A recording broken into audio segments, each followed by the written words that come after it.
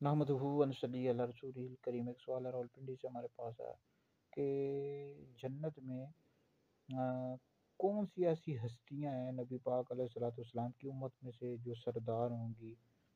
بوڑھوں کے سردار کون ہوں گے، جوانوں کے سردار کون ہوں گے، عورتوں کے سردار کون ہوں گی؟ تو اس حوالے سے جی ترمذی میں بھی حدیث موجود ہے، مسند احمد بن حنبل میں بھی حدیث موجود ہے، حضرت سیدنا مولا علی پاک رضی اللہ تعالیٰ عنہ سے روایت ہے۔ نبی پاک علیہ السلام نے فرمایا کہ انبیاء علیہ الصلوۃ والسلام کے بعد تمام اولین و آخرین میں سے ادھیڑ عمر والے جنتیوں کے سردار حضرت ابو بکر صدیق اور حضرت عمر رضی اللہ تعالیٰ عنہما ہوں گے، اور ہے علی جب تک یہ دونوں زندہ ہیں ان کو خبر نہ دینا۔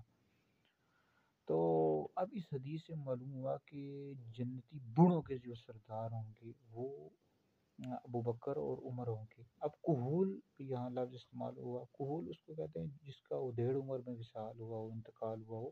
ویسے تو جنت میں سب نوجوان ہی ہوں گے، جوان ہوں گے، لیکن اب یہ جو حدیث ہے اس میں اگر آپ غور کریں تو اس میں حضور علیہ الصلوۃ والسلام نے کھول کا لفظ استعمال کا مطلب یہ ہے کہ جن کا انتقال دنیا میں پختگی کی عمر میں ہوا، یعنی مطلب تقریباً 40 سال کی عمر میں یا 50-55 سال کی عمر میں انتقال ہوا، تو ان کے سردار ابو بکر صدیق اور حضرت عمر بن خطاب فاروق اعظم رضی اللہ تعالیٰ عنہما ہوں گے۔ اور ترمذی میں یہ حدیث موجود ہے کہ جنتی جوانوں کے جو سردار ہوں گے امام حسن امام حسین رضی اللہ تعالیٰ عنہما ہوں گے۔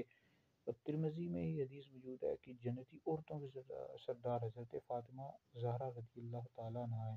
بخاری میں حدیث موجود ہے کہ حضرت مریم بنت عمران کے بعد تمام جنتی عورتوں کے سردار 3 عورتیں، حضرت فاطمہ، حضرت خدیجہ اور فرعون کی بیوی آسیہ۔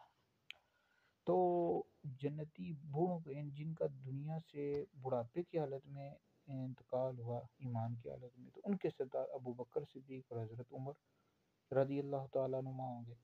اور جوانوں کے سردار امام حسن امام حسین رضی اللہ تعالیٰ عنہما ہوں گے۔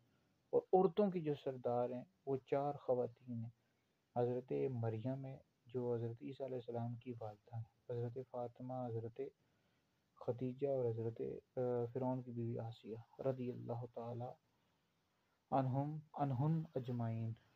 تو یہ جو عورتیں ہیں یہ جنتی عورتوں کی سردار ہوں گی۔